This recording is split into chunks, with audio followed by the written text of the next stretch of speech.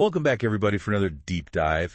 And today we're going to be taking a look at something pretty heavy. Yeah. We're going to be talking about the Department of Justice investigation into Julia Tutwiler prison for women in Alabama. Wow. And so some of you might be thinking, wait a minute, how does the Department of Justice get involved in a state prison? Right. And that's where CRIPA comes in. Right. CRIPA. The Civil Rights of Institutionalized Persons Act. And essentially, this act allows the Department of Justice to step in when they believe that serious civil rights violations are happening in places like prisons. It's a really important safeguard, especially for people who, might not have a strong voice otherwise. Absolutely. So CRIPA is why the DOJ launched this whole investigation into Tutwiler. But what were the red flags? What were they looking at? That caught their attention. We've got two main documents here that we're going to be looking at today. The first one is the DOJ's findings from their investigation. And the second one is the settlement agreement that came out of it.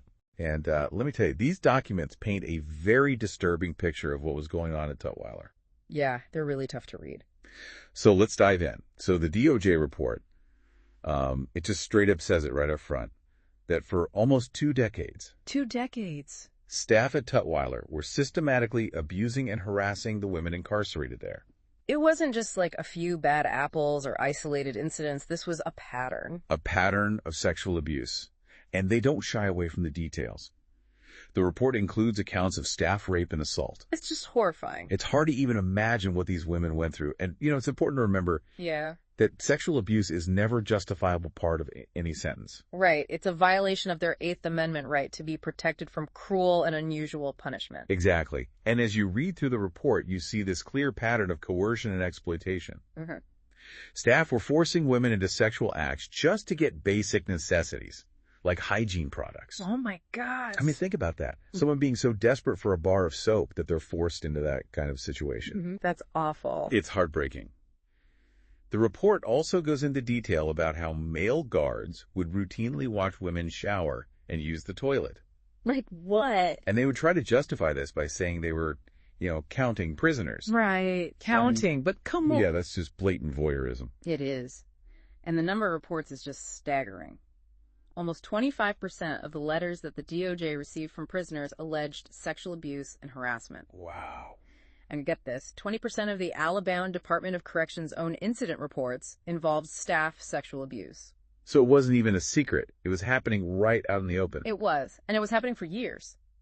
The DOJ concluded that the prison had fostered this sexualized environment. Right, where the lines between staff and prisoner were totally blurred. Exactly. And it wasn't just individual officers either. The report shows that staff were actively encouraging and even participating in sexual activity between prisoners. So they were basically normalizing the abuse. Yeah. And to make matters worse, the rules and discipline were applied so inconsistently. Right, so the women didn't know what to expect. Right, they were left feeling like their treatment, even their basic safety, depended on whether they submitted to these sexual demands. Can you imagine being trapped in that kind of power dynamic? It's just infuriating. And what makes it even worse is that prison officials knew about these problems for years. They did. Yeah. There was even a report back in 2007 that highlighted Tutwiler as having one of the highest rates of sexual misconduct in the entire country. So they had been warned. They had. You would think that would have been a wake-up call. But it seems like nothing changed. So what did they do instead of addressing the issue? Well, according to the report, they actively tried to silence the victims. What? They created a system where reporting abuse actually made things worse for the women. Oh, my God. Yeah. The report outlines instances of retaliation against those who spoke up, things like solitary confinement and verbal harassment. So they were being punished for coming forward. Exactly. They also tried to discredit the reports, especially if a prisoner didn't come forward right away or if they had any history of mental health issues. Wow, so they were basically stacking the deck against them. Yeah. And to top it all off, there was a serious lack of consequences for the officers involved. Some received very minimal discipline or were even reinstated after being fired for sexual misconduct. Seriously, they got their jobs back. Yeah. What kind of message does that send? Not just to the victims, but to the entire staff.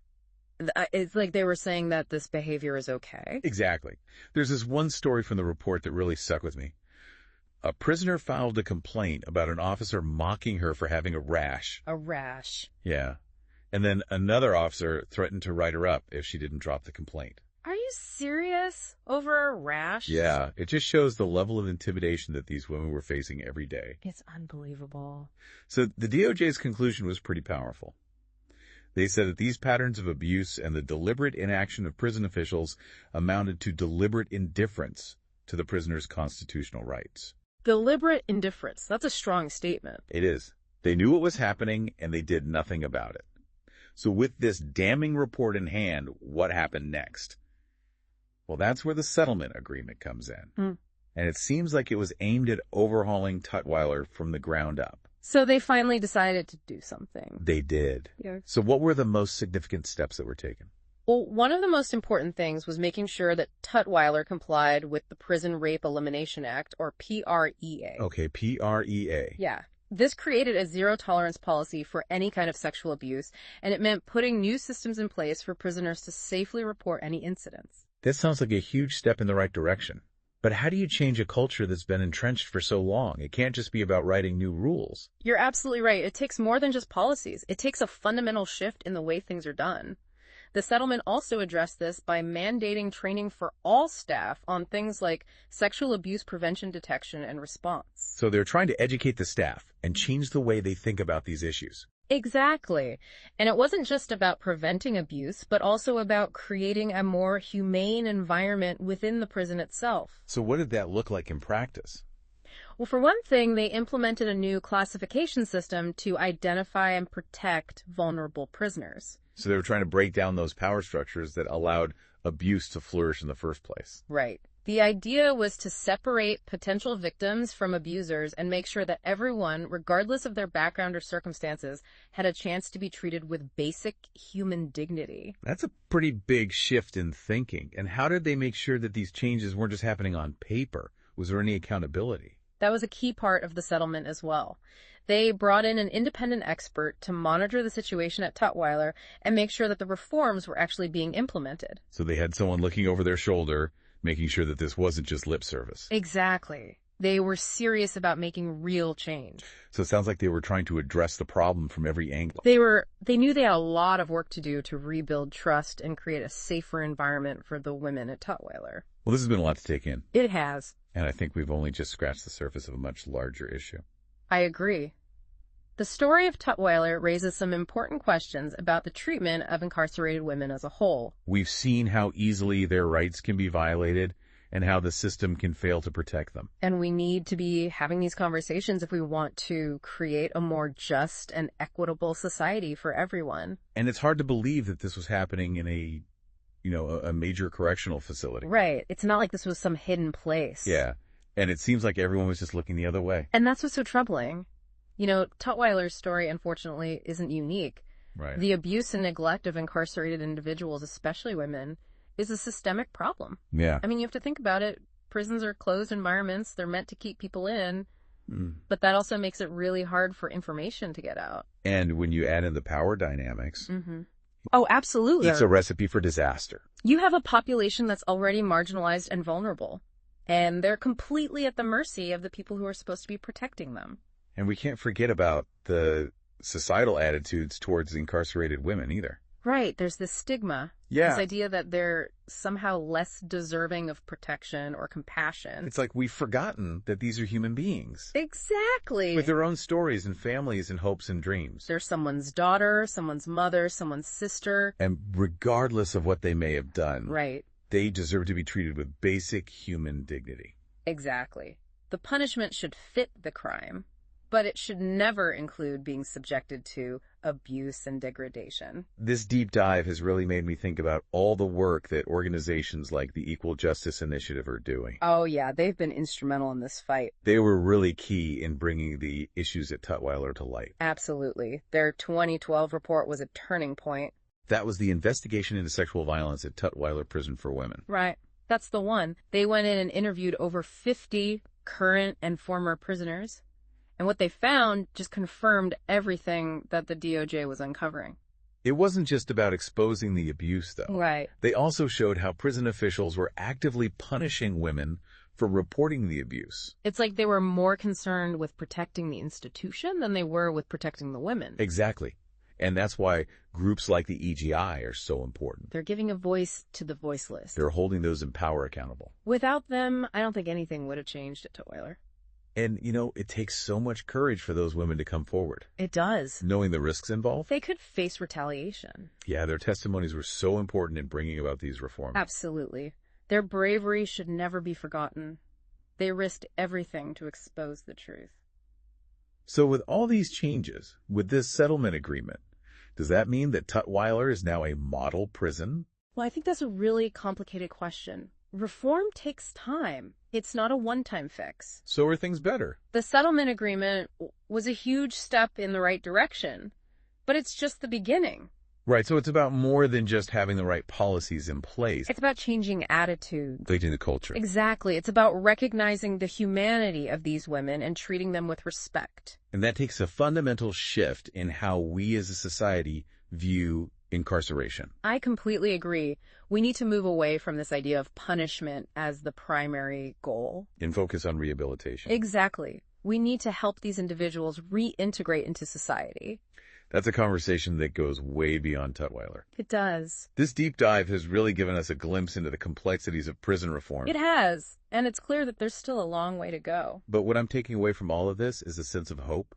Me too. Change is possible. It is. Even in the most challenging of circumstances. It starts with awareness. With asking the tough questions. And with demanding better from our justice system. So what happens next? Where do we go from here?